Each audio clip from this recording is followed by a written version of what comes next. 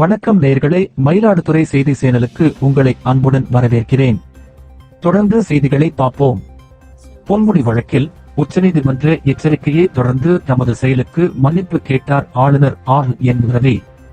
பொன்முடி வழக்கில் உச்சநீதிமன்றத்தில் தமிழ்நாடு ஆளுநர் RN ரவி மன்னிப்பு கேட்டார்.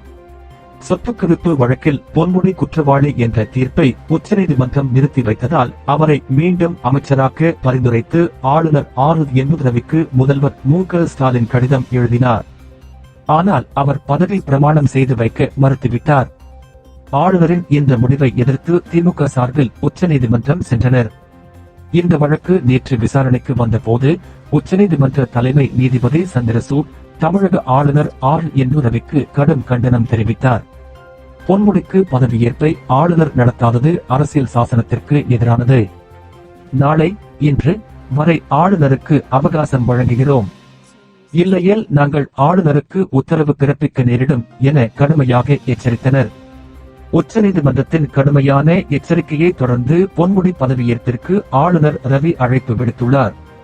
இதைத் தொடர்ந்து தமிழக முதல்வர் மு.க.ஸ்டாலின் முன்னிலையில் பொன்முடி அமைச்சராக இன்று மாலை 3:30 மணிக்கு பதவியேற்கிறார். பொன்முடி வழக்கில் உச்சநீதிமன்றத்தில் தமிழ்நாடு ஆளுநர் RN ரவி மன்னிப்பு கேட்டுள்ளார். பொன்முடிக்கு அமைச்சராக பதவி பிரமாணம் செய்து வைக்க அழைப்பு விடுக்கப்பட்ட தகவல் உச்சநீதிமன்றத்தில் தெரிவிக்கப்பட்டுள்ளது. தமது செயலுக்கு ஆளுநர் RN ரவி மன்னிப்பு கேட்டதாக அட்டார்னி ஜெனரல் வெங்கட்ரமணி உச்சநீதிமன்றத்தில் தகவல் தெரிவித்துள்ளார். நமது இன்றைய காணொளி இத்துடன் நிறைவடைகிறது.